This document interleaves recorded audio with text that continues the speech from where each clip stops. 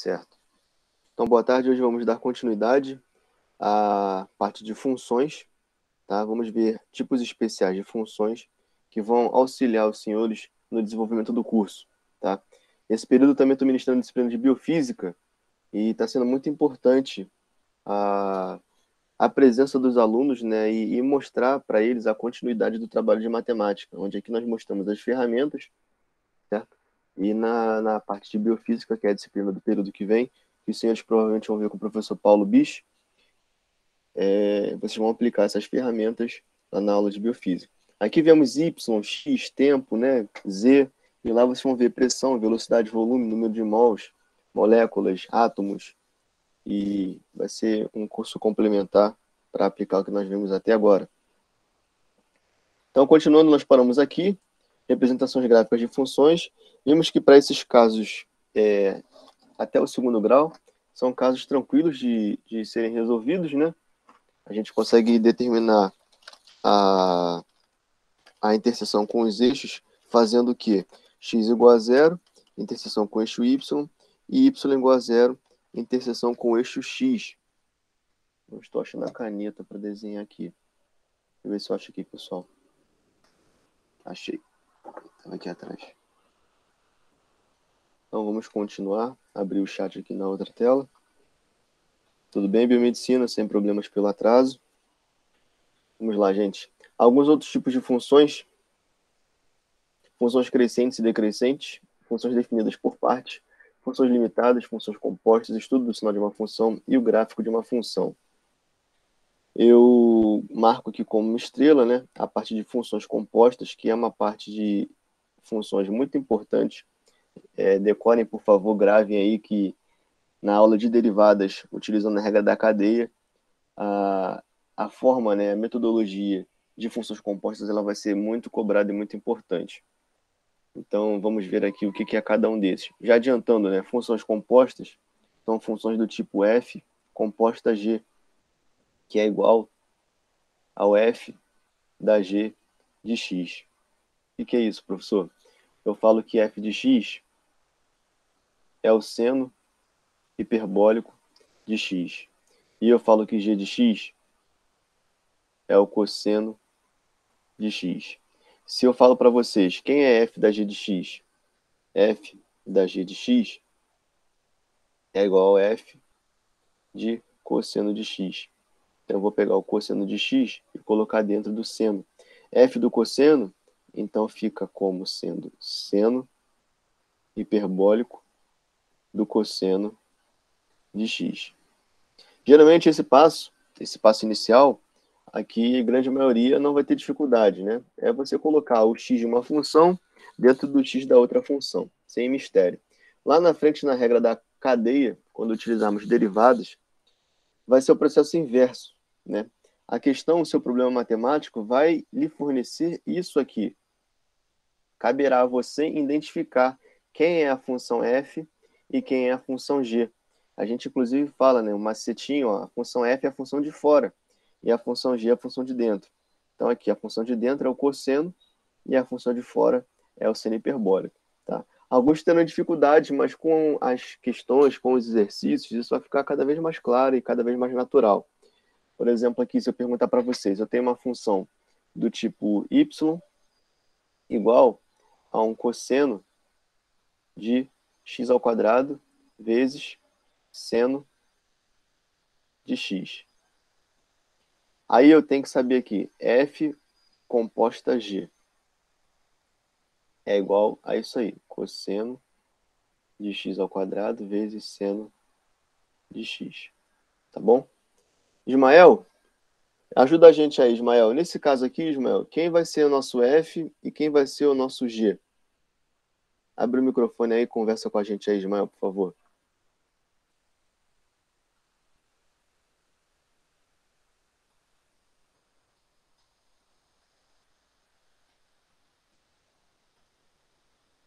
Enquanto eu tô apagando aqui.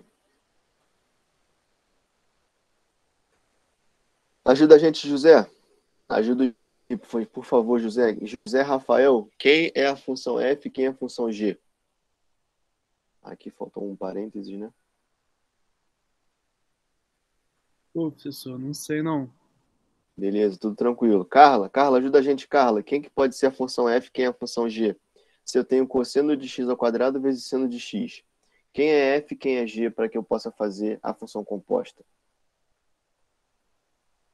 Também não sei, professor. Beleza. Então vamos ver juntos aqui.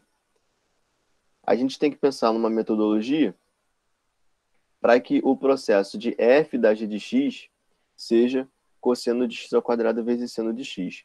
Então, para isso, eu chuto, tá? Já que eu não sei, eu vou chutar. Se aqui na minha função tem cosseno de x ao quadrado seno de x, eu só posso chutar esses termos aí. A função de fora eu vou chutar como se fosse cosseno de x. E a função de dentro eu vou chutar como se fosse x ao quadrado vezes seno de x. Como é que eu vou saber se isso está certo? Olha, eu faço f da g de x, que é x ao quadrado vezes seno de x.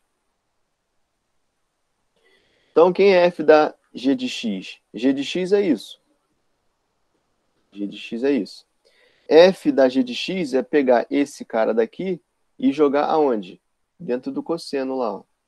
Então, teremos cosseno de x ao quadrado vezes seno de x. Então, acertamos o chute, né? Cosseno de x ao quadrado vezes seno de x, cosseno de x ao quadrado vezes seno de x. Tá? Vamos dar outro exemplo aqui. Professor, por que você coloca lá dentro? Né? É igual, gente, y igual a x ao quadrado. Isso aqui é igual ao f de x. Quanto vale f de 2? Você não pega o 2 e coloca aqui dentro? 2 ao quadrado, 4. Igual quando eu coloco f de x igual a x ao cubo. Olha para cá. Se eu falo, quanto é que é f do cosseno de x? Olha, você vai pegar o cosseno de x e colocar aqui dentro. Então ficaria cosseno ao cubo de x. Ficou mais claro, Carla? Sim, obrigada. Tranquilo. Lucas Leite, ajuda a gente aqui com esse outro tipo de função aqui. Y. Ficou feio aqui, né? Y é igual ao f de x, que é igual, tá? A tangente de x mais 2x ao quadrado. Lucas Leite, quem é a função f e quem é a função g, Lucas? Sabendo que f da g de x é igual a tangente de x mais 2x ao quadrado.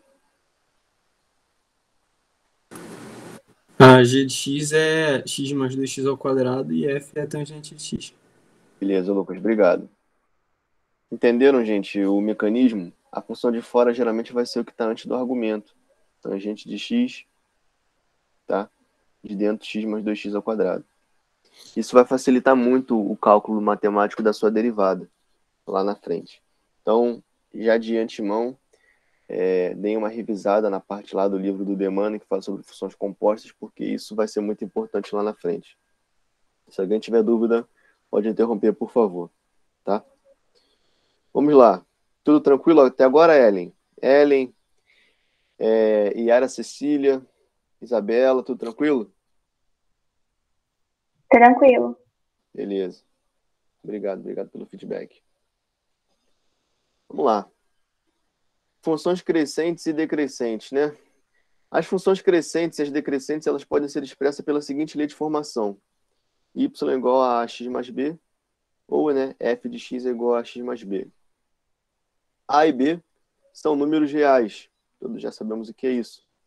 E quando a é diferente de zero, são consideradas funções do primeiro grau. Quando a for igual a zero, nós temos uma função constante, né? Reta horizontal. Quando a for diferente de zero, temos uma função do primeiro grau. Elas podem ser classificadas, tá, gente? De acordo com o valor do coeficiente A. O A, ele é o coeficiente angular e o B é o coeficiente linear. Se o A for maior que zero, é uma função crescente. E se o A for menor que zero, é uma função decrescente. Então vamos lá. Ismael, se você puder responder aí, ajudar a gente, Maria Eduarda também.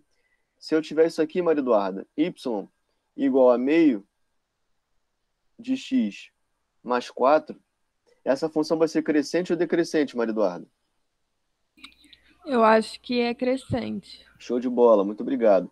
E Marcielen, se eu colocar y igual a menos 3x mais 4, vai ser crescente ou decrescente? Decrescente.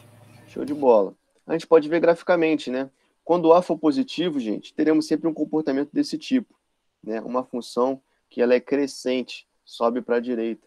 Assim, um comportamento crescente, tá? Quando a função, isso aqui, A maior do que zero. Quando a função for decrescente, nós teremos o comportamento complementar, né? Aqui teremos um A menor do que zero. Mestre, o que vai mudar o B? O B, pessoal, vou pegar uma cor aqui roxo. O B, ele vai ser um ponto onde o x é igual a zero. Quando o meu x for igual a zero, significa que eu estou sobre o eixo y. Então, o B ele é chamado de coeficiente linear porque ele vai mostrar em que ponto do eixo y a reta vai cortar. Então, aqui vai ter um B, aqui teremos outro B, aqui teremos outro B, aqui são B's positivos e aqui embaixo são B's negativos. Tá? Isso é o crescimento e decrescimento de uma função afim, né? Função do primeiro grau. Aí o comportamento da função 3x e menos 3x. Né? X igual a 0 vai dar 0. X igual a 1 vai dar 3, 6, 9, 12, 15. Né? E menos 3, menos 6, menos 9, menos 12, menos 15. A função cresce. Repare que uma outra forma de entender que a função está crescendo é pegar sempre o valor y seguinte e verificar que ele é sempre superior ao y anterior. Ó, 3 é maior do que 0, tá? 6 é maior do que 3, 9 é maior do que 6. Já nos negativos, olha, menos 3 ele é menor do que 0, tá? Menos 6 é menor do que 0 e menos 9 é menor do que 0. É o que está escrito aqui. À medida que os valores de x aumentam, os valores de y também aumentam. Olha só. X aumenta e y aumenta. X aumenta, y aumenta. X aumenta, y aumenta. X aumenta, y aumenta. Isso significa que a função é crescente. Nesse caso, dizemos que ela é crescente e a taxa de variação da função é igual a 3. O que é a taxa de variação da função? Taxa de variação da função é o coeficiente angular, né? Como é que eu pego o coeficiente angular? Posso fazer o famoso Pitágoras. Quanto é que vale isso aqui? 6 menos 3. 3. Quanto é que vale isso aqui? 2 menos 1. 1. Então, o nosso θ é o arco cuja tangente vale cateto oposto sobre cateto adjacente, que vai dar 3. Arco tangente de 3. Não confundam o seguinte, isso aqui gera muita dificuldade, tá? Por favor. Y igual a 3x é essa reta daqui. Chamamos de 3 o coeficiente angular. Isso não significa, gente, preste atenção, olha para cá. Isso não significa que 3 é o ângulo, tá? Isso não significa que aqui tem 3 graus, não. Tá? Isso não significa isso. Significa que o coeficiente angular é 3. Significa que o arco cuja tangente vale 3, né? Cateto oposto sobre cateto adjacente. O ângulo não dá 3. O ângulo, nesse caso, deixa eu ver aqui com a calculadora, quanto é que vai dar? Arco tangente de 3.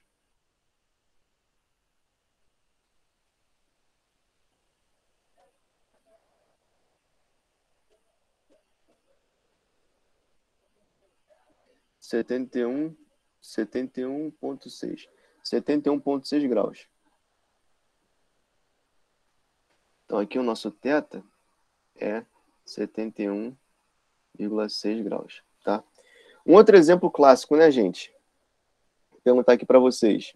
Quem puder responder, por favor, x e y. Qual é a equação da reta que divide esse primeiro eixo aqui, tá? Exatamente no meio? Y igual a quanto vai dividir essa reta, esse espaço vetorial aqui no meio? Alguém pode me dizer que reta que é essa? Y igual a x.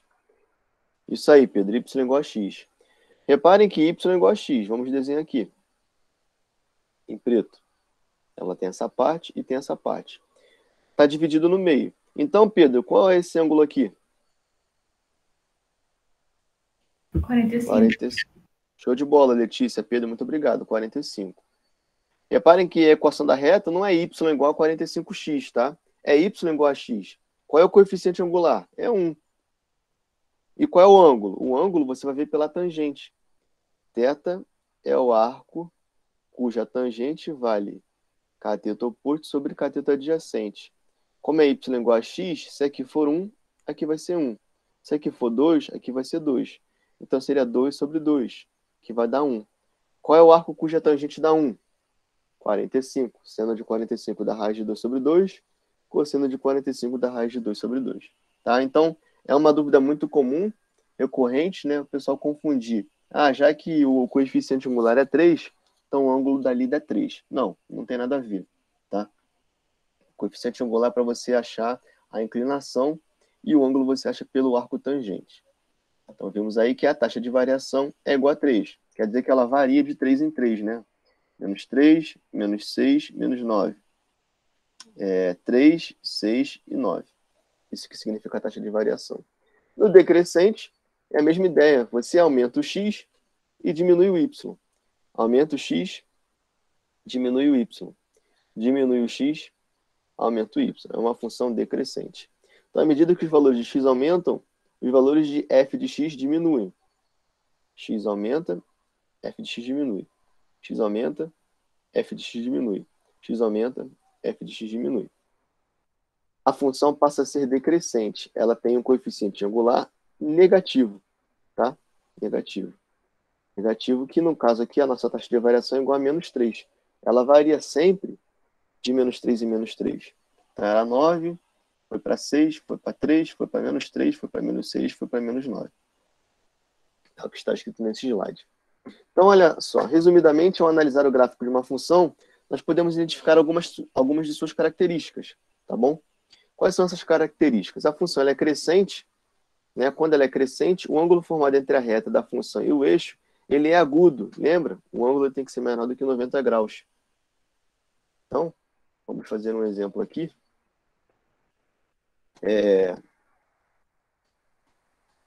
Y igual a x, que a Letícia e o Pedro falaram. Aí eu vou fazer duas retas aqui. Essa noção algébrica, tá? É importante que vocês tenham para desenvolver o raciocínio do desenho geométrico. Y igual a x, tá, gente? É o preto. X, y e 0. Eu pergunto para os senhores aí, quem quiser responder. A reta roxa e a reta vermelha. Quem é quem? Eu vou colocar aqui duas opções. Em azul aqui. Y igual a 2x. Y igual a x sobre 2. Quem é y igual a 2x? A reta roxa ou a reta vermelha? Roxa. Obrigado. Vermelha, não? É a roxa, é a roxa. Por quê? Por Vamos lá, vamos entender aqui. Vamos pegar aqui y igual a x. Tá, não, esquece, tá. O 2x vai crescer o y antes. É verdade. Isso, ó. Se aqui for 1, Confundi já as retas. aqui vai ser 1. Se eu quero agora y igual a 2x, quando aqui for 1, a reta vai ter que passar por cima, 2. Então ela vai passar por aqui, tá? Então sempre tem esse raciocínio. Se você quer aumentar o coeficiente angular, olha para cá, para a câmera. Se você quer aumentar o coeficiente angular, aqui é o y igual a x. Aumentar o 1 pode ser 1.0, 1.9, 1.3, 2. Conforme você aumenta, a sua reta ela vai rotacionando. Ela rotaciona. Tá? E se você diminuir o seu coeficiente angular, era 1x. Se você colocar 0.9, 0.8, 0.7, enfim, qualquer número abaixo de 1, a reta ela vai ficando mais horizontal. Isso quer dizer o seguinte, né?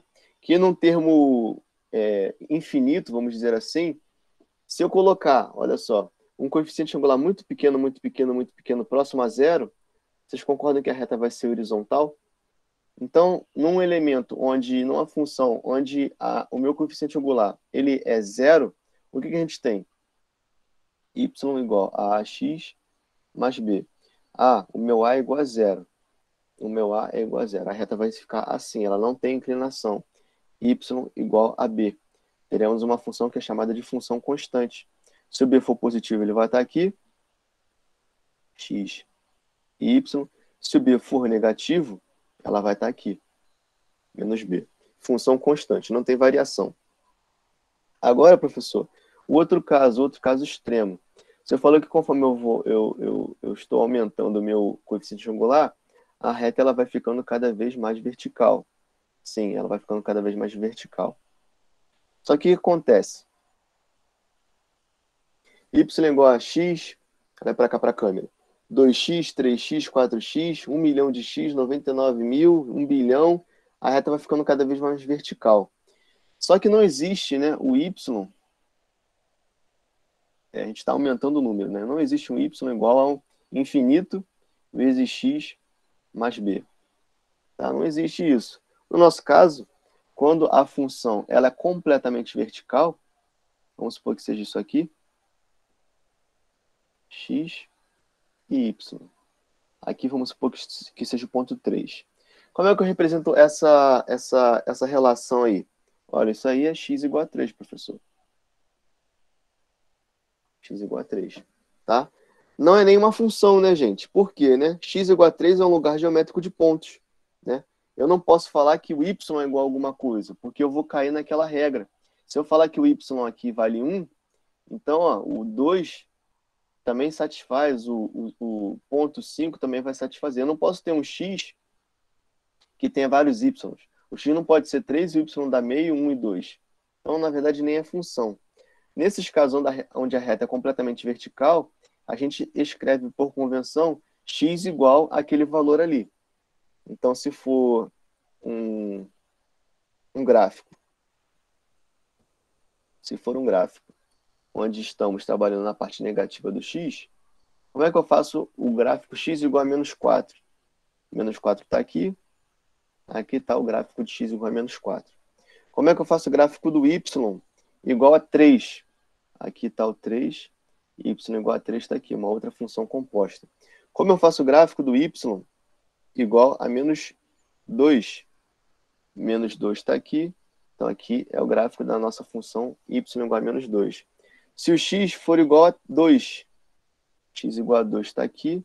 Aqui está o nosso gráfico do x igual a 2.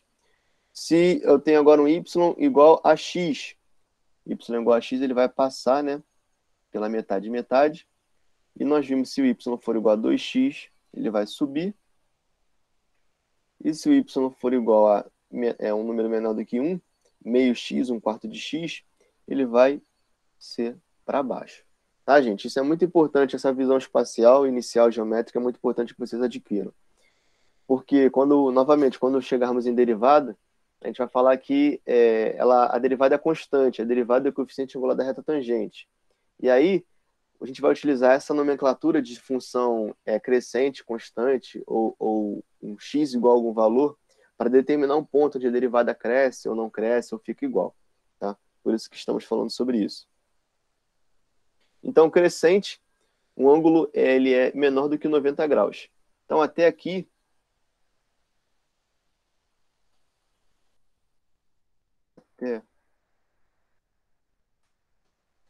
até aqui, né? Até um pouco antes do eixo Y,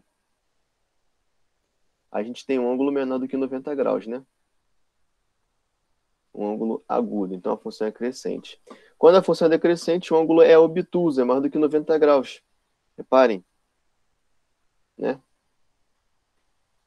O ângulo, ele é maior do que 90 graus. Daqui para cá é maior do que 90. Certo? Adicionalmente, olha só, né, em termos matemáticos, a função é crescente no conjunto dos números reais.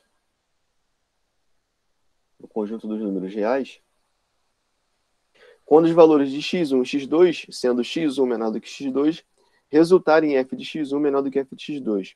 Então, vamos pegar aqui um x1 menor do que x2. Vamos lá.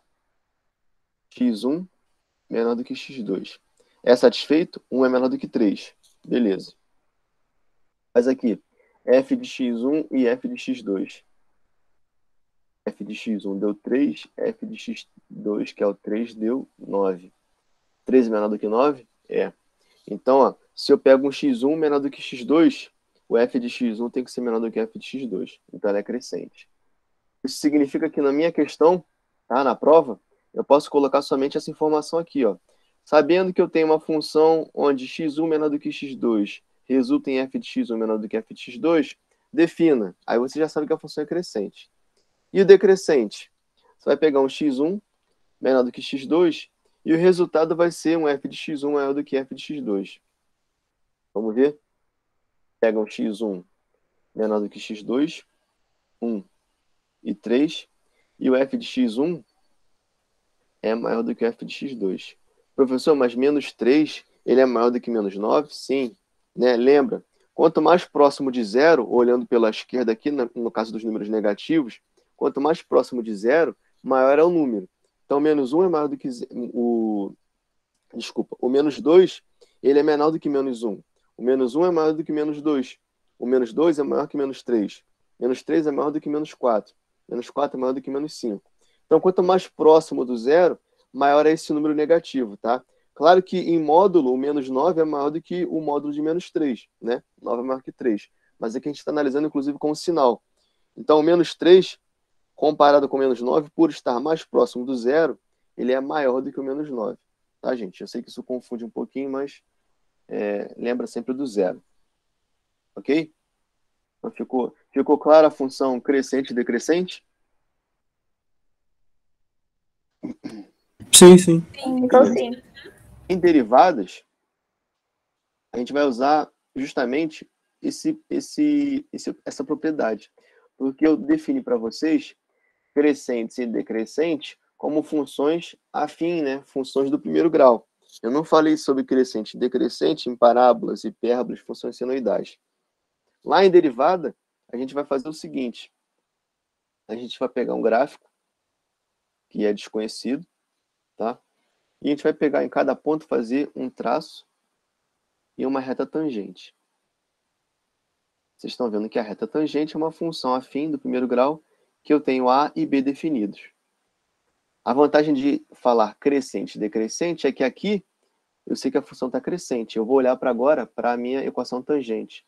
Aqui está crescente. Aqui está crescente. Aqui também cresce, aqui também cresce. Agora reparem se eu fizer um pontinho aqui com a reta tangente, ela vai ser uma reta decrescente. De uma forma geral, se eu tiver uma parábola, um y igual a x ao quadrado, onde é que vai ser crescente ou decrescente? Eu vou ter que olhar a reta tangente. Então vamos pegar a reta tangente daqui para cá. Olha lá, todas têm o a maior que zero. E crescente, né? O a vai aumentando. O a aqui é bem pequeno e vai aumentando. Do lado esquerdo, ó, é decrescente. Tá vendo? O a é negativo.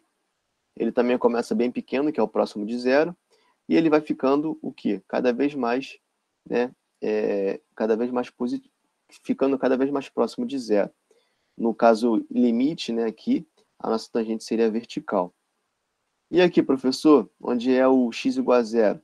Aqui a nossa reta tangente ela é paralela ao eixo x, tá? E é isso que eu queria falar sobre as retas crescentes e decrescentes. Por fim, aqui, nesse slide, só para lembrar, né? Talvez algumas pessoas confundam.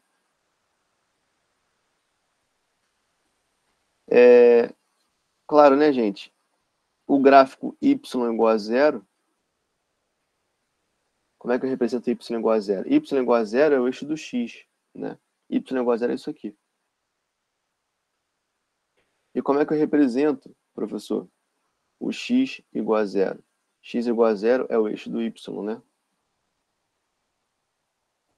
Se ficar em dúvida nisso, sempre lembra. Y igual a zero. Pô, y igual a 3 está aqui, 2 está aqui, 1 está aqui, então o zero só pode ser esse. X igual a zero. X igual a zero. X igual a 4, 3, 2, 1. X igual a zero só pode ser aqui, tá? Então, essa aí é a abordagem inicial que eu queria mostrar para os senhores.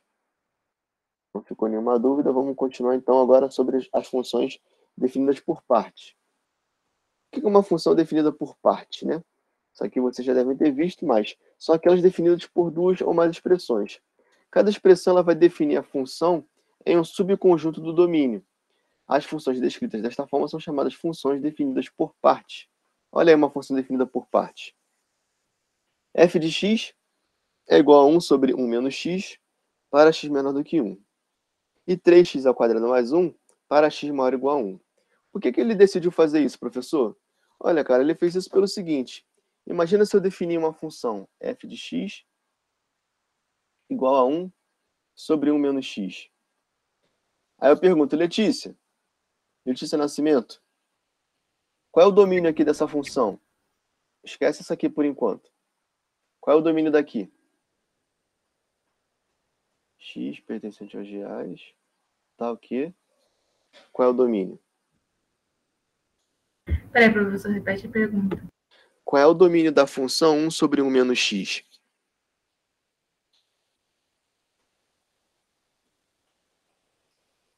Ajuda ela, Thaís. O que eu posso colocar aí nessa função?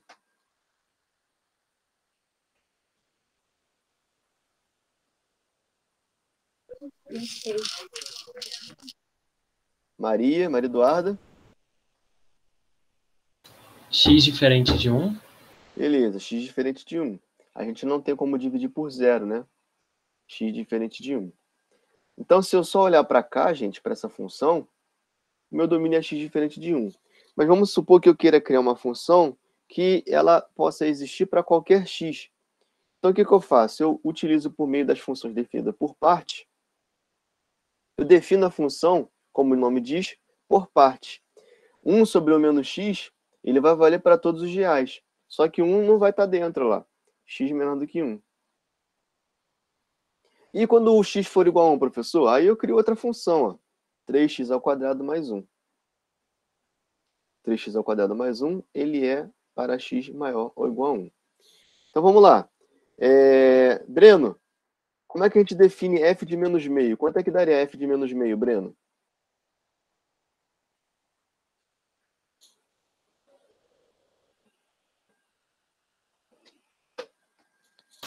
Peraí, isso em qual função? Então, a função é f de menos... o ponto x é f de menos meio. Isso aqui é importante também... Oi? É para aquele 1 sobre 1 menos x ou é para o 3x menos 1? Para Então, botar o x como um meio. O seu problema matemático, ele vai te dar só isso aqui. Tá? Então, a gente tem que raciocinar da seguinte forma. Reparem o seguinte. Novamente. Tá. Para x menor que 1, é isso, professor? Isso aí. Você vai analisar as partes. Aqui. Então, se é f de menos meio, como é que a gente vai calcular o f de menos meio? Vai usar a primeira ou a segunda? Vai usar a primeira. Isso aí, vai usar a primeira. Então, vai ficar 1 sobre 1 mais meio. 1 sobre 2 vezes 1, 2 mais 1, 3, 3 meios. Isso aqui vai dar 2 terços. Agora, Ismael, se tiver aí, Ismael, quanto é que vai dar o f de 1, Ismael? A Ellen caiu da reunião. Para o denominador não entendi por que x é diferente de 1. Mari, é o seguinte, Mari. Porque aqui na função 1 sobre 1 menos x, lembra que o domínio é um conjunto de todos os números que eu posso colocar na minha caixa, né? A minha função é uma caixa. Quais são todos os números que eu posso, quais são os números que eu posso colocar na minha caixa? Qualquer um menos, né? Menos o ponto 1. X tem que ser diferente de 1. Por quê? Se eu colocar 1 sobre 1 menos 1, vai ficar 1 sobre 0. Eu não tenho como dividir por 0. Então, meu domínio são todos os reais, tais que x tem que ser diferente de 1. Entendi agora. Obrigada, professor. Beleza, Marcos? Tranquilo. E a imagem? A imagem, pessoal, você vai ter que analisar aqui, né? 1 sobre 1 menos x. Aqui é sempre maior do que 0. 1 é um número sempre maior do que 0. Já o x, já o denominador, reparem o seguinte. 1 menos x igual a 0. X igual a 1. Então, vamos analisar quando ele é maior, né? Então, temos menos x mais 1 igual a 0. Reparem que temos, então, uma interseção quando x for igual a 1. E o a é negativo. Né? O que acontece?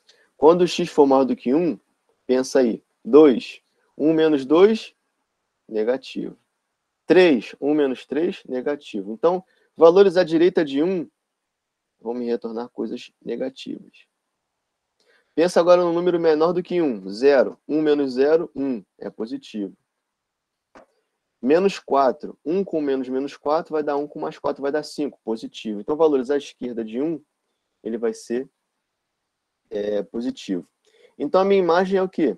Como é que eu posso colocar a minha imagem? A minha imagem são todos os reais, tá? Porque eu posso ter números negativos e positivos. Quando o x for maior do que 1, eu vou ter números negativos. E aí, negativo com positivo vai dar negativo. Quando o x for menor do que 1, eu vou ter números positivos. E aí, positivo com positivo vai dar positivo. E qual é o ponto que eu não vou ter na minha imagem, gente? Eu não vou ter o ponto 0, né? Eu não tenho como dividir 1 sobre 1 menos x. Não existe nenhum número que eu coloque aqui que vai fazer com que essa função dê 0. Tá? Então, qual é a imagem? X pertencente aos reais. Não, né? X não. Desculpa. Y pertencente aos reais. Tá ok. Y é diferente de 0. Tá? Ficou claro isso, gente? Beleza, Mari? Sim. Beleza, Ana. Obrigado. Então, Ana, aqui, olha só. Se a gente fez o f de meio, a gente consegue fazer o f de 1. O f de 1, Ana, vai ser o quê? A primeira ou a segunda? A segunda. A segunda. Então, vai ficar 3 vezes 1 ao quadrado, mais 1. Teremos 3 mais 1, teremos 4. Isso. F de 2, vamos usar a segunda também. 3 vezes 2 ao quadrado, mais 1. 3 vezes 4, mais 1. 12 mais 1, teremos 13. Tá, gente? Essa, então, é a definição das funções que estão definidas por partes. Um detalhe importante aqui. Vamos lá. O esboço de gráficos. Como esboçamos os gráficos de funções definidas por partes? Preste atenção, vocês vão fazer exatamente assim na prova. Vai fazer o eixo cartesiano. X e Y. Tá? X, vamos pegar aqui primeiro o de baixo, né? 3x ao quadrado mais 1. Y igual a 3x ao quadrado mais 1. Ache as interseções com os eixos. Então, x igual a 0. Quando x for igual a 0, y vai dar 1. Então, x igual a 0 está aqui, y igual a 1 está aqui. Eu sei que ele vai ter que passar por aqui.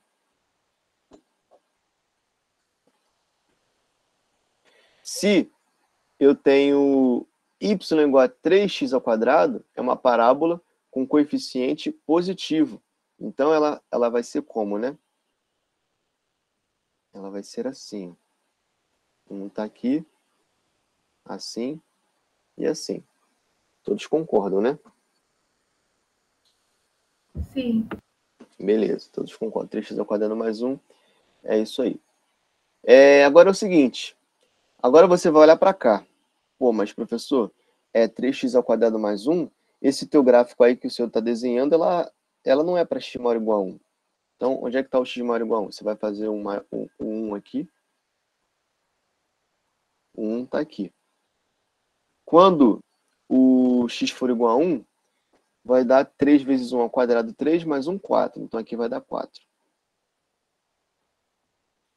Isso quer dizer o quê? Que a sua função, 3x ao quadrado mais 1, para x maior ou igual a 1, na verdade, ela só é essa parte daqui. Ó.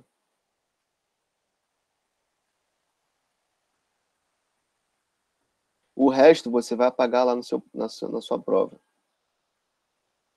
Apaguei. Apaguei. E apaguei. E apaguei. Tá? E aqui, reparem que é maior ou igual a 1. Então, você vai fazer um pontinho. Lembra lá que o Farina falou? Quando a gente coloca maior ou igual, o ponto é fechado. tá? Você vai fazer uma bolinha fechada indicando que a função ali vale quanto? Quando x for 1, ela vale 4. Deixa eu ver que eu acho que temos uma pergunta aqui.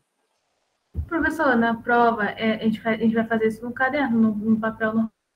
Como é que eu vou fazer isso no computador? Não, é no papel. Na prova você vai ter lá as 2 horas para fazer a prova, de umas 3, e aí depois eu dou meia hora para vocês tirarem a foto, escanear, digitalizar. Quem fizer no tablet vai gerar o PDF, e aí vocês vão me mandar com Scanner ou com Adobe PDF a prova em PDF, tá?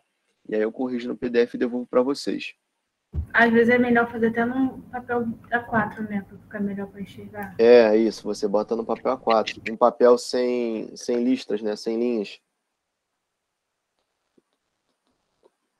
Isso. Tá?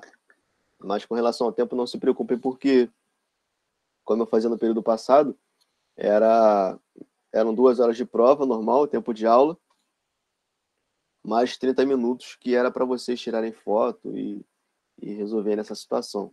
Que aí não prejudica o cara ter que terminar a prova mais cedo porque ele vai pensar em tirar foto. Aí não faz sentido prejudicar o aluno por isso, tá? A Ellen Gama Gil está perguntando se as provas já têm data. Ainda não temos data não, Ellen. Depende aí do avanço que nós teremos nas emendas da disciplina, tá? Mas a gente dá uma antecedência aí quando falar, ó, amanhã tem prova. Não, vai ser uma semana de antecedência. Aí tem bastante tempo de estudar, tá? A gente ainda tem que ver limites, derivada, Ellen. Então é muita matéria para ser vista ainda. Então fique com relação à prova, por enquanto fiquem tranquilos. Só peço que vocês acompanhem as monitorias e as aulas e façam as questões do Demana, que é o livro lá indicado do pré-cálculo, para não deixar a matéria acumular, tá? Porque ela é exponencial. Daqui a pouco vocês vão ver que ela surgiu e, enfim, vocês nem se deram conta. Você já vai mandar alguma lista de exercícios para a gente treinando ou você recomenda que a gente faça as listas desse livro que você falou? Mari, eu vou mandar as listas sim, tá? Tá bem. As listas são grandes, dão bastante trabalho. E aí é legal que vocês façam a lista sempre com seus colegas, né? Não pegue a lista e faça sozinho, não. Não chore sozinho.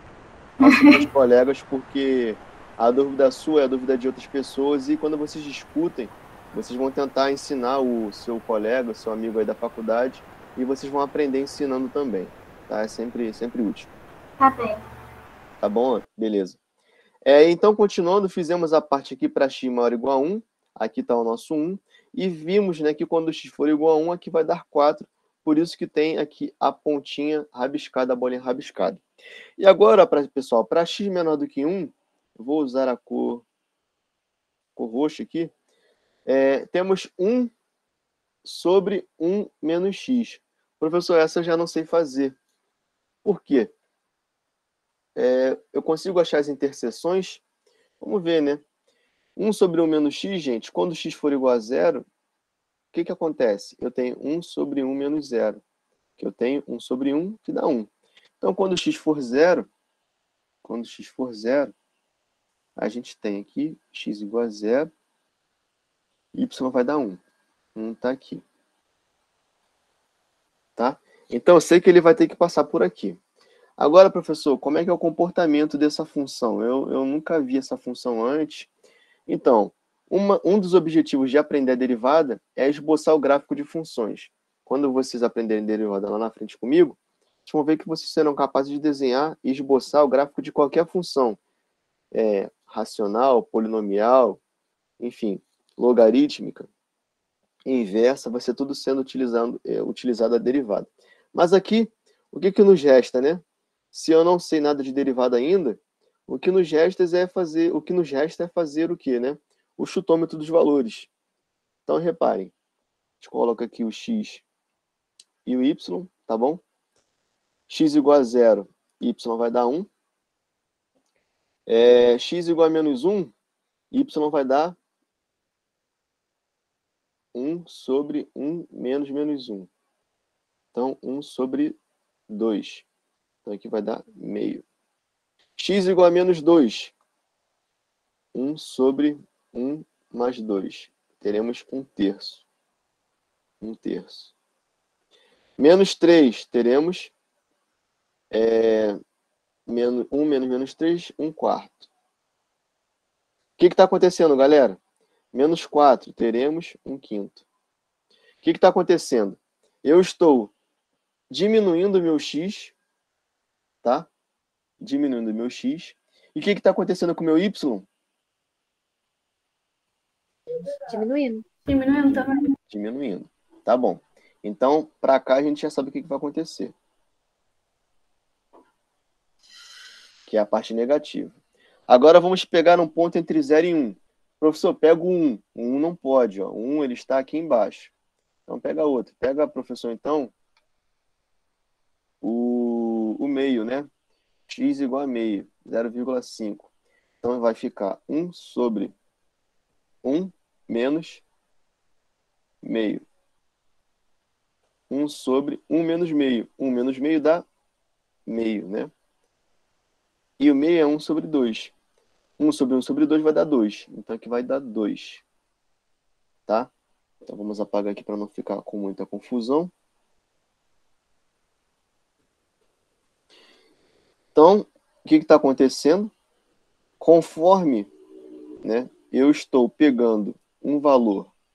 Pensa que eu comecei daqui, né? Para ficar mais fácil de vocês entenderem. Vamos pensar aqui. Menos 1, menos 2, menos 3, menos 4, menos 5, menos 6. Comecei lá do menos 6, pessoal. Quando x for igual a menos 6, vai dar 1 sétimo, né? 1 sétimo positivo. Vai ficar um número muito pequeno aqui. Olha o que está acontecendo. Peguei agora o x igual a menos 5, vai ficar 1 sexto. Peguei agora o 5, peguei agora o x igual a menos 4, vai dar 1 quinto. Peguei agora menos 3, deu 1 quarto. Menos 2 deu 1 terço. Né? Tem que fazer menor, porque senão, inclusive, não dá para fazer aqui. Vou tentar fazer só um pontinho, porque... Então, aqui, ó, eu tenho esse, eu tenho esse, eu tenho esse, esse. X igual a 0. X igual a 0 deu 1. X igual a meio. X igual a meio deu 2. Deu 2. Deu 2. E x igual a 1, professor? Não vale, né? Novamente, x igual a 1, o que vai acontecer com x igual a 1? X igual a 1, ele vai dar 1 sobre 1 menos 1. Né? 1 menos 1 vai dar 0. Eu não consigo dividir por 0, então ela está indefinida. Então, o nosso gráfico ele vai fazer o seguinte, ele vem para cá assim.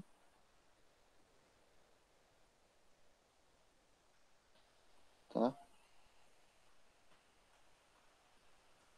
E ele sobe aqui.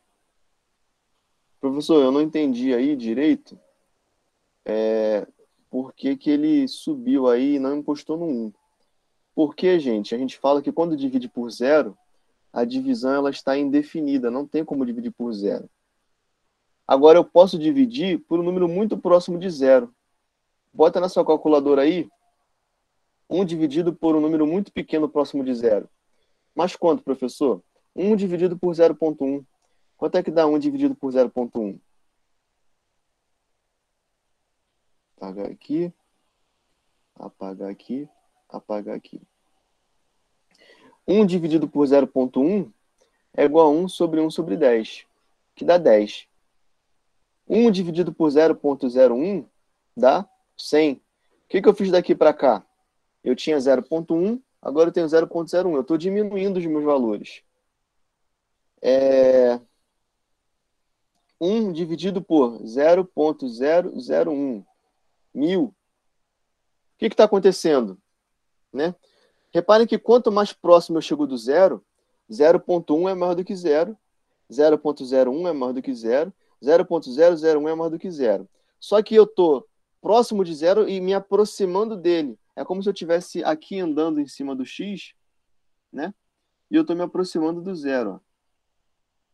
Só que eu não vou encostar nele. Né? 0,1, 0,001, 0,00001, ele vai se aproximando de 0. E nunca, né, claro, sendo 0, porque não tem como dividir por 0. E aí, gente, quando eu divido o número por uma coisa muito pequena, a ideia é essa, dividir por algo, um número constante, né? O 2, 1, por um número muito pequeno, ele vai dar um número muito grande, 10, 100, 1000. Por isso, então, a gente faz essa anotação. No nosso caso, o problema do zero é quando x for igual a 1. Não é quando x for igual a zero. Quando x for igual a zero, o y vai dar 1, que é o que está escrito aqui, ó. X igual a zero, y igual a 1. O nosso problema é quando x for igual a 1. Quando x for igual a 1, vai zerar o denominador. E aí é aquilo. A gente tem que fazer intuitivamente que eu posso me aproximar o máximo que der do zero, mas nunca sendo zero. 0.0000, 30 mil zeros, 1. E aí eu vou ter essa função, ó. Ela vai tender ao infinito, né? Quando o meu x tende a 1. Então, vou apagar aqui e vou fazer de novo. Ó, ela vai para cá, para cá, para cá, para cá. E ela sobe aqui. E ela nunca encosta. Essa reta x igual a 1, chamamos de assíntota. Assíntota. Ficou ruim, né? Assíntota. Ela não é vertical. Assíntota vertical. Vertical, x igual a 1. Qual é a equação da assíntota vertical? X igual a 1. E reparem o seguinte, já vou deixar vocês falarem já. Reparem o seguinte, que olhando para cá, vamos colocar aqui os olhos dos observadores. Olhando para cá, pessoal, o que vocês estão observando? Conforme eu diminuo o meu x, menos 7, menos 8, menos 9, o que está acontecendo com a minha função roxa, né? Ela está diminuindo, né? Lembra? Dava 1/8, 1/9, 1/10, 1 sobre 11, 1 sobre 2, 1 sobre 13avos. Ela diminui.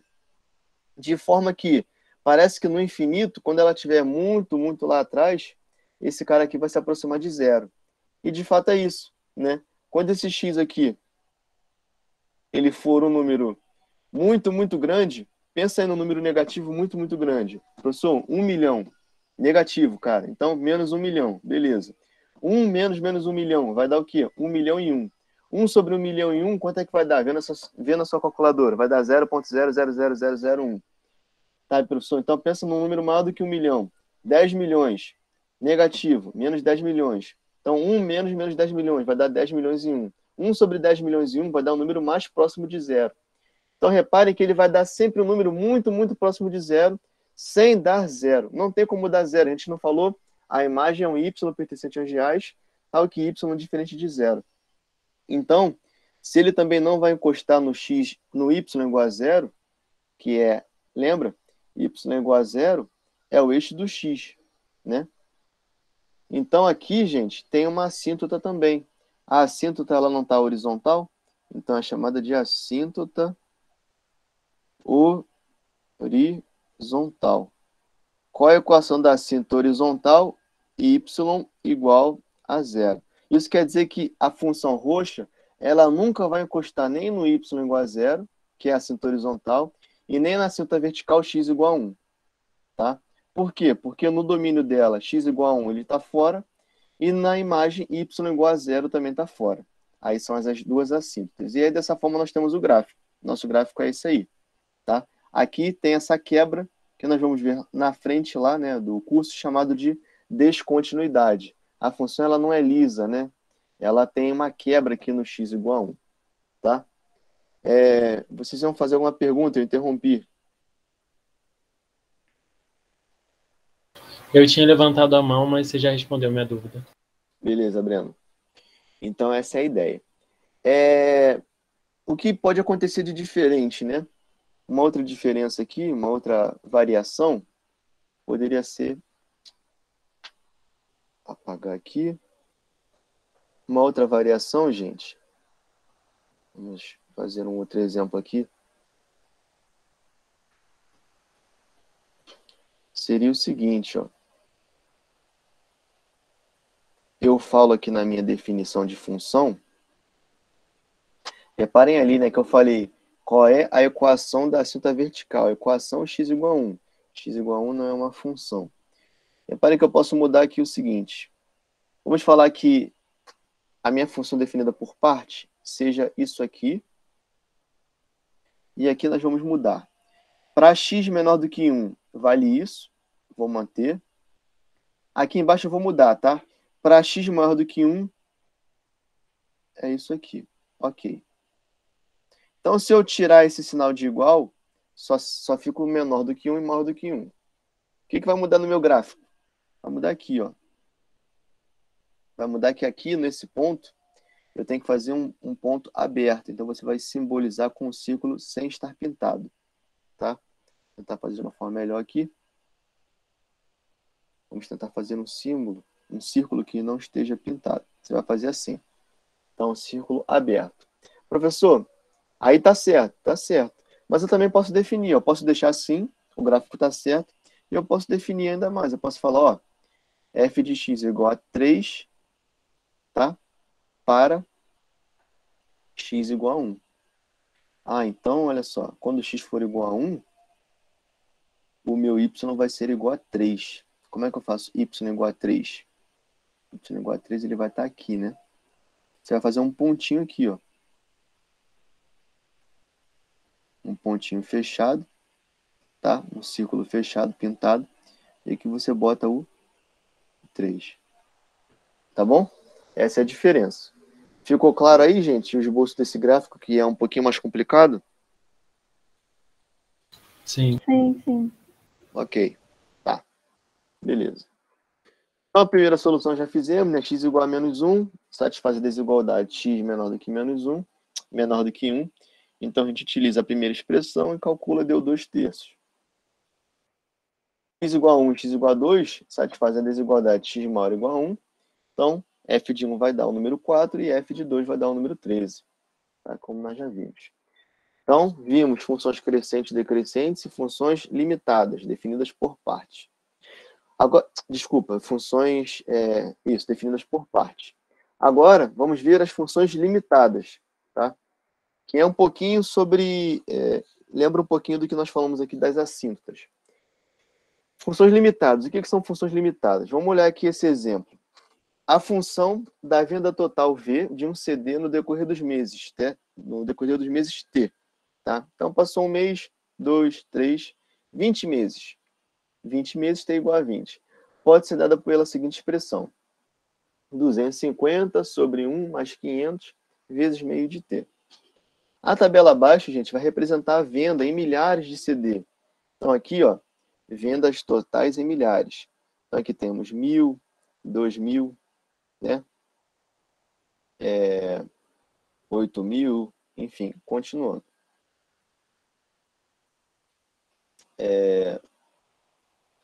Então, vocês reparem que o que está acontecendo aqui? Ele vai aumentando, né? Meio, conforme aumentei os meses, as vendas só podem aumentar. 84, 168, 223. Beleza, professor, estou entendendo. Por que o nome dessa função é ilimitada? Reparem o seguinte. Quando o meu T cresce, tá? Quando o meu T cresce, partiu de zero, né? Quando T vale zero, vai dar quanto?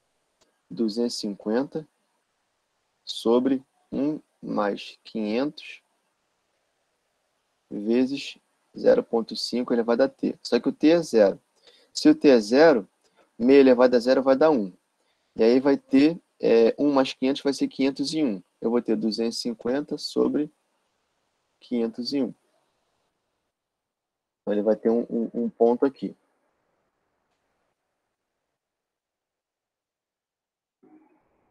Ele vai dar 0, vai dar 1, 500 vezes 1. Tá, eu vou ter esse ponto. Conforme o meu T cresce, o que vai acontecer, né? Meio elevado a T. Então, meio elevado a 1, eu vou ter 1. Eu vou ter meio. Meio vezes 500, eu vou ter 250, né? 250. 250 sobre 250, eu vou ter o número 1. Eu acho que aqui eu não botei o parênteses, né? Tá confuso. Porque quando t for igual a 1, eu falei que vai dar v igual a vd1 também. Então, quando t for igual a 1,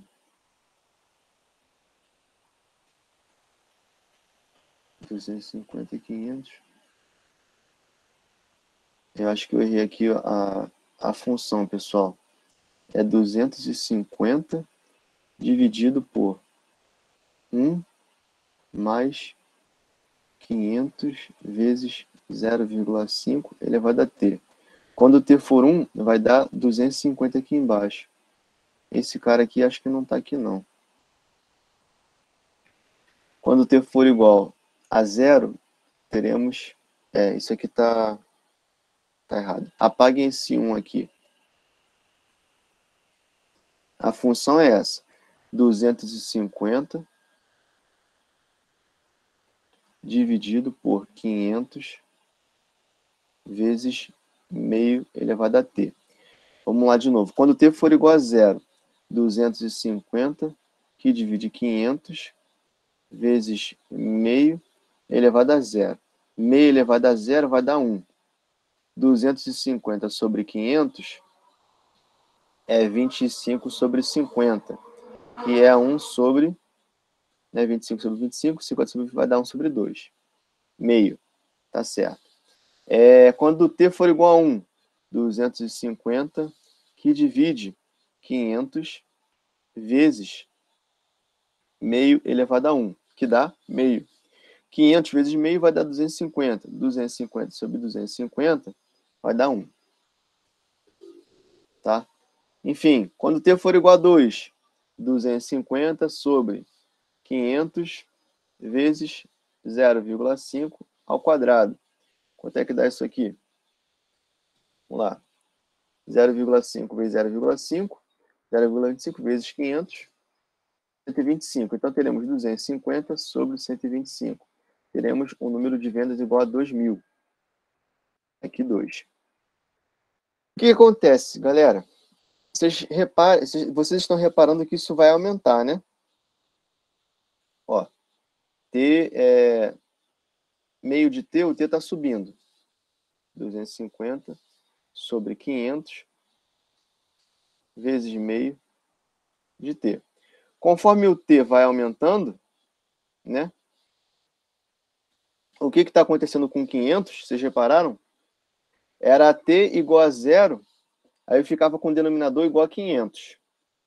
Depois eu tinha t igual a 1, o meu denominador dava quanto? Dava 250.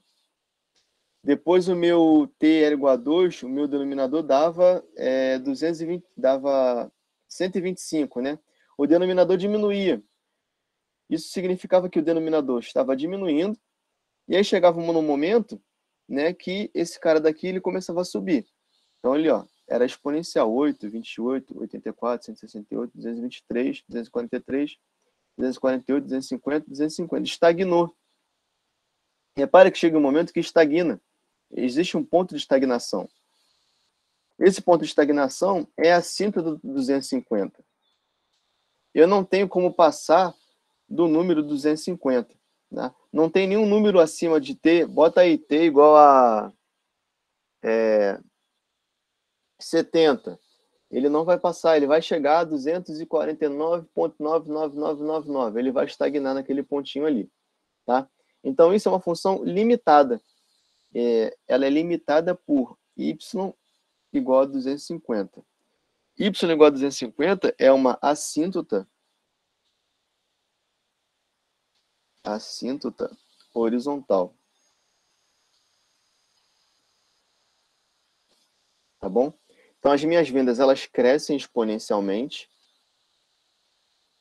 Lancei lá um DVD novo do Forró. Aí o pessoal compra,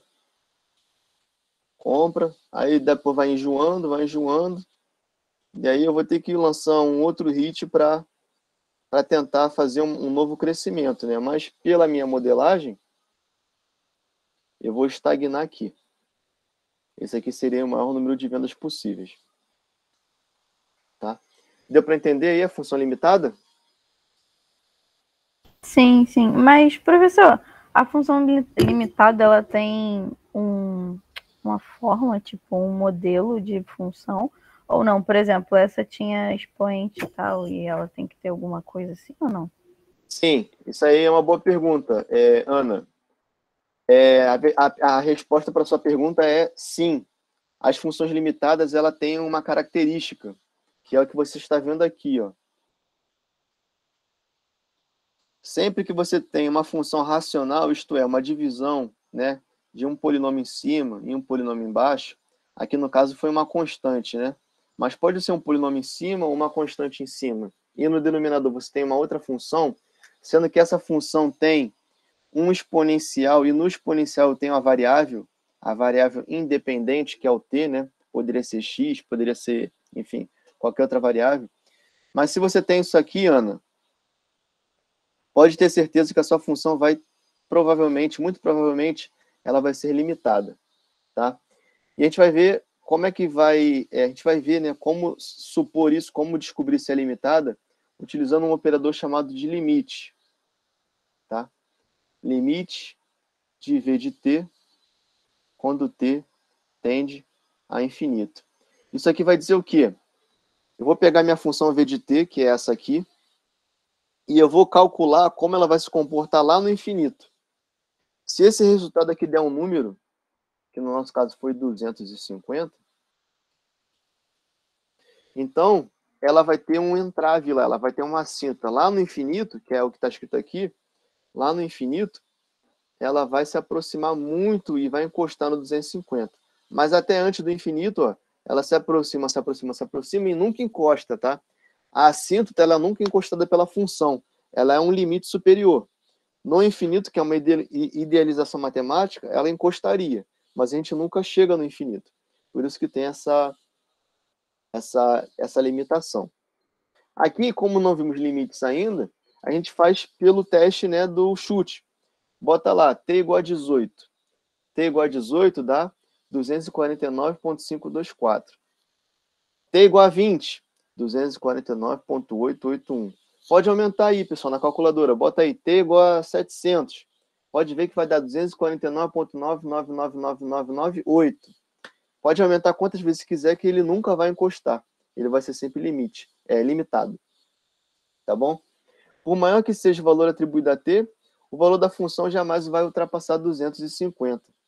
Dizemos que a função é limitada superiormente, tá? Ela tem um limite superior, que é o 250. E chamamos ele de valor supremo. Então, entendemos aqui o que é o limite superior de uma função limitada? Uhum. Sim. Deixa eu só ver se de fato aqui... Reparem aqui, né? 18 deu 249 e 20 deu 249,881. Aqui já está aproximando, né? Porque se você fizer, deixa eu ver aqui no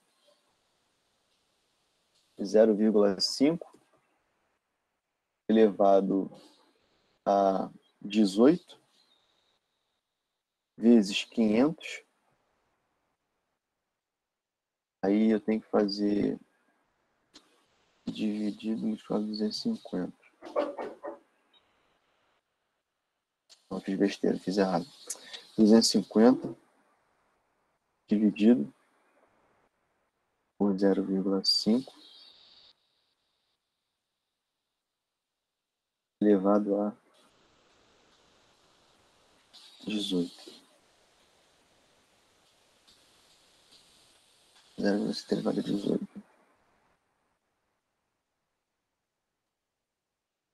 Só acho que eu comi um sinal aí nessa função também. 0,5, eu estou fazendo a conta errada, 50 dividido por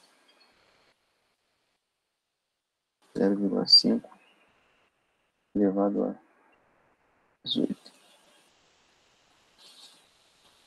Deixa eu ver aqui.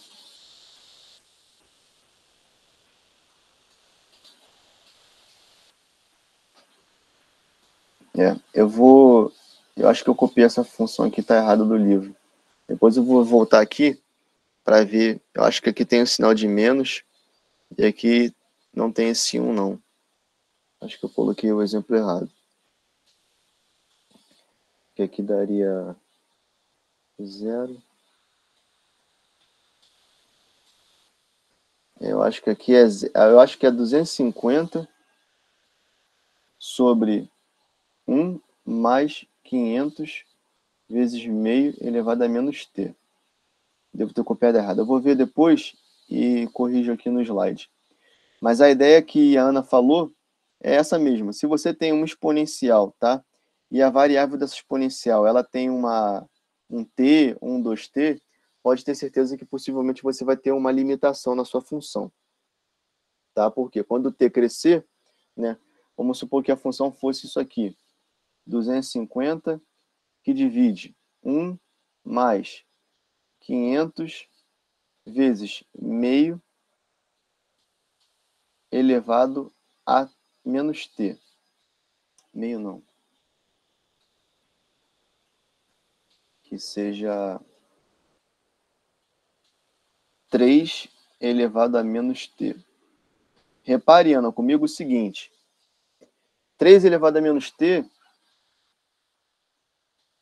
é igual a 1 sobre 3 elevado a t, né? Lembra? A elevado a menos x é igual a 1 sobre a elevado a x. Então, 3 elevado a menos t é 1 sobre 3 elevado a t. Repare, Ana, que se você for aumentando o t aqui, aumenta o t 1, 2, 3, 4, 1 milhão, 100 milhões, o que vai acontecer com 3 elevado a menos t? Ele diminui, né? Vai se aproximar de zero. 1 sobre 3 elevado a zero vai dar 1. 1 sobre 3 elevado a 1 é 1/3, diminuiu. 1 sobre 3 ao quadrado é 1/9, diminuiu. 1 sobre 3 à quarta vai dar 1 sobre 27. Então, eu estou diminuindo o valor. Se eu aumentar muito o t, você concorda que ele vai para o zero? Sim, vai chegar bem perto, né? Chegar bem perto. E aí, o meu resultado lá no final, ó, vai ser quanto? 250 sobre 1. Vai dar 250. Tá? Então, essa é a ideia. Se você tem um exponencial de t ou menos t, pode ter certeza que ele vai ter um limite ali.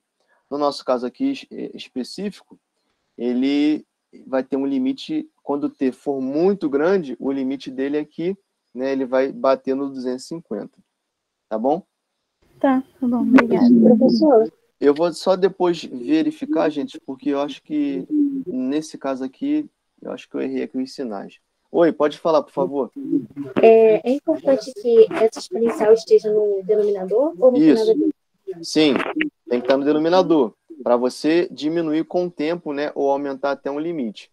Se a sua exponencial, Thaís, ficar no numerador, 250 vezes 3 elevado a t sobre 1 mais 500. Repare, Thaís, que se o t for aumentando, 3 elevado a t vai aumentando. 250 vezes algo que vai aumentando ainda mais. Então, isso aqui vai explodir, ele vai ser uma exponencial assim, ó, né? Sem um limite. Não vai ter nenhum limite, é uma função não limitada. Tá? Quando você bota no denominador, aí sim, aí você já tem a limitação.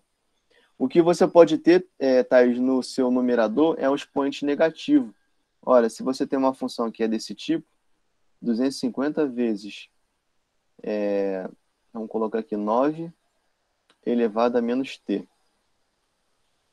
Se a sua função for essa, deixa eu apagar aqui, isso aqui tudo dividido por 1 mais 500. Repare que nesse caso, Thaís, aí ela já é limitada. Quando o meu t cresce, né, o que acontece com 9 elevado a menos t? 9 elevado a menos t é 1 sobre 9 elevado a t. Quando o meu t cresce, o que acontece com a fração? Ela vai diminuindo. Se ela diminui, quando o t for muito grande, quanto é que vai dar o meu numerador? Bem próximo de zero, né? E aí 0 dividido por um número constante vai ser bem próximo de zero, tá? Para ela aparecer no numerador, Thaís, ela vai ter que aparecer com o número com expoente negativo, para limitar. Tá bom, entendi, obrigada. Tá? Isso aqui também tem uma aplicação muito, muito grande nos rádios de transmissão, AM/FM, né? Como é que é na rádio de transmissão AM/FM? A gente tem uma onda que é a portadora. Deixa eu ver se tem um slide mais branco aqui, mas... vamos fazer isso aqui mesmo. Na onda AM/FM, nós temos uma portadora e uma modulante. A modulante, aqui é o tempo, tá? E aqui é a amplitude. No rádio de vocês aí, no AM/FM, a modulante é o sinal eletromagnético que vai modular a sua onda. Ela é uma envoltória desse tipo aqui, ó. Desse tipo e desse tipo aqui. Ela não passa por essa função, né? É elevado a menos x, e não passa por essa outra função daqui. E dentro dela, nós temos a onda que é a portadora, que é o que leva o sinal. Ela é uma onda senoidal. Então, ela tem esse comportamento aqui, ó. A gente fala que é subamortecido. Ela vai amortecendo o seu sinal. Tá? Então, como é que é a função disso? Seria E elevado a menos x vezes um seno de x. Tá? Essa é a função de um sinal AM/FM, modulado pela sua portadora. É outro exemplo de funções limitadas. Tá bom? Mas a gente vai ver isso aí tudo com mais calma, gente. Na próxima aula eu vou ver se eu copiei certinho essa função daqui. Mas a ideia é essa de mostrar que temos um limite superior. Aqui é um outro exemplo, né? Olha só. O custo por unidade é chamado de CU, de um eletrodoméstico em função da quantidade produzida. E aí, ó, a função custo por unidade, tá? Em função da quantidade produzida, deu isso aí. 240 sobre Q mais 50. Um engenheiro de produção fez lá essa modelagem e aí chegou aí, ó. Ou então, um farmacêutico ou um biomédico, ele fez um estudo, né, de um custo, por exemplo, por unidade de um elemento químico que é composto, que vai fazer a composição de uma nova droga aí. Então, ele modelou e deu isso aí, 240 sobre Q mais 50. Como nós não sabemos limite nem derivada ainda, jogamos os pontos.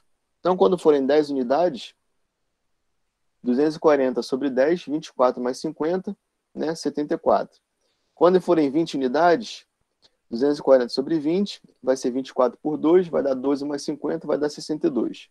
40 unidades, 240 por 40, vai dar 24 por 4, vai dar 6, vai dar 56, né? 24 por 4, isso, 56. E aí, olha o que está acontecendo. Reparem que quando eu aumento o Q, ó, eu aumento o Q de 10 para 20, o que aconteceu com o custo? Caiu. De 20 para 40, caiu. 40 para 60, caiu. Ah, professor, então, esse biomédico está falando que quanto mais unidades desse produto forem produzidas, menor vai ser o custo. Ó. Realmente, está caindo. Então, se ele produzir 1 milhão, vai ser de graça? Não, né, gente? Nessa modelagem, reparem que ele vai estagnar em algum ponto. Conforme eu aumento, eu estou diminuindo. Reparem que daqui para cá, o salto foi absurdo. 74 para 62. 62 para 56, o salto também foi muito grande. 54 para 53 já diminuiu aqui, ó. De 56 para 54 foi um salto de 2 unidades. Do 4 para o 3, 1 unidade. Agora do 3 para cá, ó, já mudou, né? 0,6 unidades. 0,2 unidades. Repare que o que está acontecendo? Conforme o Q aumenta, 240 sobre Q diminui. Então, idealmente, eu posso pensar que quando o Q for muito grande, pega aí, eu produzi 1 milhão de unidades da droga aí que estão falando. Beleza. 240 sobre 1 milhão, pô, é um número muito, muito próximo de zero. Eu vou aproximar por zero. Se eu aproximei por zero, então acima de 1 milhão de unidades, quanto é que vai ser o meu custo? Vai ser 50. Tá vendo? Eu posso continuar aumentando e ele vai estagnar. 50,61. 50,51. Eu posso aumentar quantas vezes eu quiser, pessoal, mas no limite lá no infinito, ele vai bater no 50. Só que a gente nunca chega no infinito, então ele vai se aproximar do 50. Isso quer dizer que nós temos um limite inferior, tá? posso aumentar, que isso aqui continua caindo, nunca encosta, só vai encostar no infinito, que é um lugar que a gente nunca encontra, né? Então, para você ter essa ideia, no infinito, quando eu tender ao infinito, o limite da função no infinito vai ser 250, um limite inferior, mas eu não encontro, tá? Eu não encontro. Ficou claro aqui?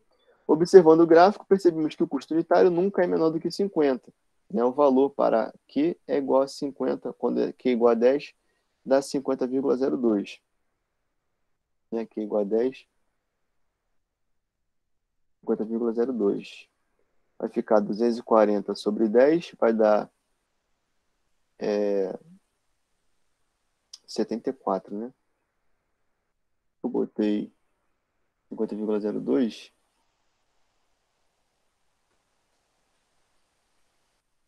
Aqui não é 10. Tá faltando também aqui o Q seria 1000. Vou mudar também. O valor real para Q igual a 1000, né, vai ser um custo por unidade de 50,02. Tá? Dessa forma, por maior que seja o valor atribuído, ele nunca vai ser inferior a 50. Então, o limite inferior dele é 50. 50 é o valor ínfimo. Agora aqui, para a gente fechar, essa outra função, né, uma função racional. Eu tenho polinômios no numerador e no denominador. Polinômios diferentes. O valor de uma determinada ação negociada na bolsa no decorrer dos meses T pode ser dada pela seguinte expressão. A tabela abaixo apresenta seu valor no decorrer dos meses. Repare o que aconteceu aqui, galera. Olha para a tabela, né? A modelagem foi essa. O Lobo de Wall Street modelou lá e colocou essa função. Reparem o que aconteceu. Quando o T variou de 0 até 3, aumentou.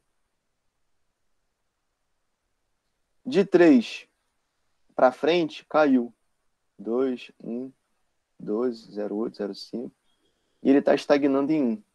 Então, esse é um caso, né, de limite superior e inferior. Ela é, de fato, definida por parte. Ela nunca ultrapassa $3. Temos uma assíntota aqui. Tá? E, ao mesmo tempo, nunca é inferior a $1. Ela tem uma outra assíntota aqui. Então, nesse caso aqui, é um limite inferior. Nesse caso aqui, é um limite superior. E aqui é um caso onde temos um limite superior e inferior. Tá? Adiantando o que a Thaís falou, não sei se foi a Thaís ou foi a Ana. Acho que foi a Thaís. No caso das funções compostas, tá? Por cima e por baixo, Thaís, a gente não tem as exponenciais, né? A gente tem o quê? As funções racionais. Por quê? Porque elas têm polinômios no numerador e no denominador. Lembra que o racional é uma função racional porque tem razão, tá? É a gente em cima aqui e também a gente no denominador. Aqui não tem exponenciais, mas nas funções limitadas somente inferior ou somente superior, aí a gente tem o exponencial aqui, tá? O t no exponencial. Tá bom, gente? Eu vou ver se eu corrijo essa função aqui, porque eu acho que tá errado. Aí a gente traz isso na próxima aula. E aí na aula que vem, na aula de segunda, então, está falando uma função limitada, limitada superior e inferiormente. Na aula que vem, então, nós continuamos com as funções compostas. Tá? Temos que dar uma atenção especial aqui pela importância do assunto. Ficou alguma dúvida aqui no que vimos hoje? Não. Professor, você pode repetir Oi, o Ana. nome do livro que você tinha falado para fazer exercício? Sim, vamos lá. Deixa eu botar aqui no slide.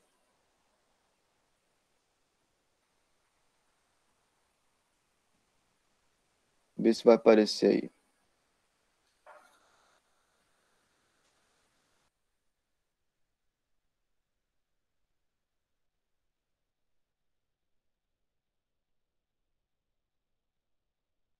Apresentar uma janela. Apresentação. Vê aí, vê se apareceu, por favor.